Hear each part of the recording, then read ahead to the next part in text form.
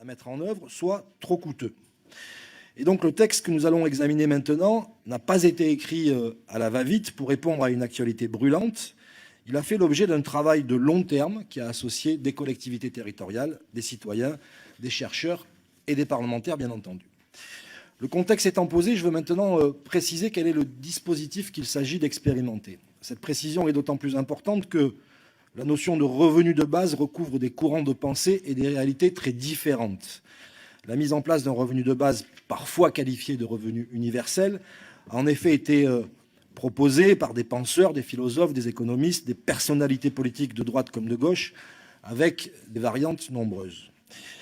Le revenu de base que nous vous proposons d'expérimenter n'est pas un revenu universel versé à tous sans condition de ressources.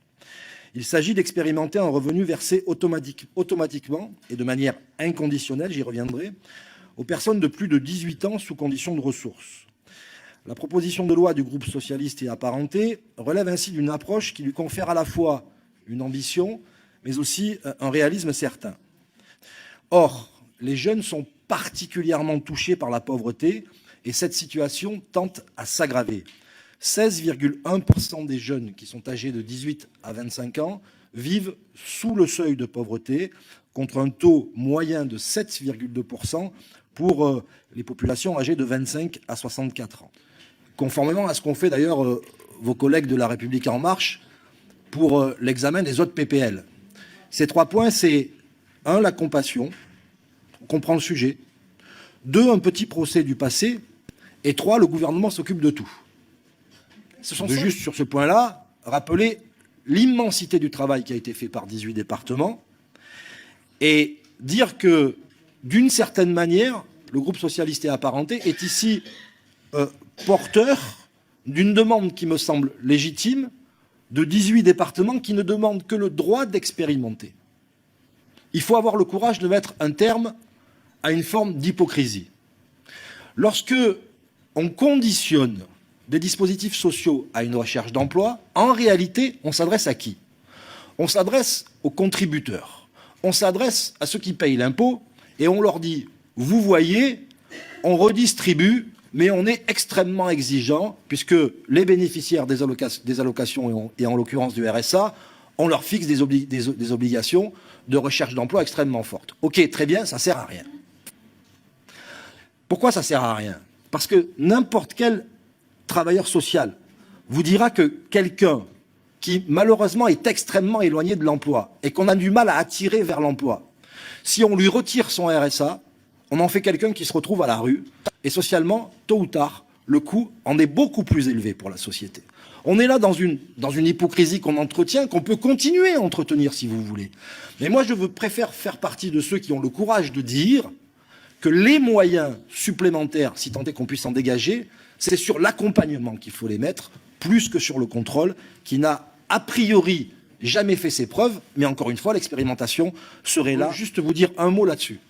La France est bonne dernière en Europe en matière d'accompagnement des jeunes.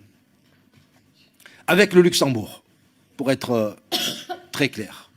46% des jeunes en études ont un emploi, 26% travaillent plus de 6 mois de l'année. Donc ce n'est pas seulement un petit boulot, quelques heures par-ci, par-là. Et je crois que nous devons, au moins sur cette question-là, s'attarder sur les obligations qui, me semble-t-il, sont dues à l'égard de ceux qui seront la France de demain. Et puis enfin, Boris Vallaud a évoqué la question aux auditions. Je partage votre point de vue lorsque vous dites que le cœur du sujet, c'est l'accompagnement. Le cœur du sujet, il est là. Pour moi, il n'est pas dans le contrôle. Même si ça peut être un sujet, c'est pas en améliorant et en mettant des moyens considérables sur le contrôle qu'on va être dans l'efficacité s'agissant du retour à l'emploi.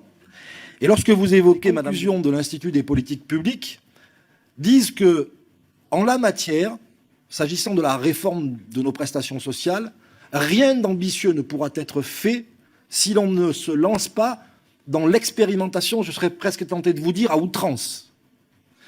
Et le gouvernement, dans son projet de revenu universel d'activité, ne pourra pas faire l'économie d'une expérimentation, sauf à être dans un projet d'une telle modestie qu'il ne sera porteur d'aucun risque. Et dans ce cas-là, il pourra se passer d'une expérimentation. Mais s'il y a une ambition gouvernementale, alors l'expérimentation s'imposera. Et celle-là se lance et prenne une telle initiative sur la durée. Nous avons, me semble-t-il, une responsabilité qui est pour le moins d'être attentif à ce qu'ils engagent et pour le mieux, ce que j'aurais souhaité, qu'on leur permette d'aller au bout de leur démarche. Monsieur, visez ceux qui ne font pas valoir leurs droits, les non-recourants. Qui sont-ils? En grande majorité, ils sont agriculteurs, commerçants, artisans, et ils considèrent qu'il y a derrière le RSA une forme de stigmatisation et préfèrent vivre avec 600 ou 700 € par mois plutôt que d'aller chercher ce qui leur est dû.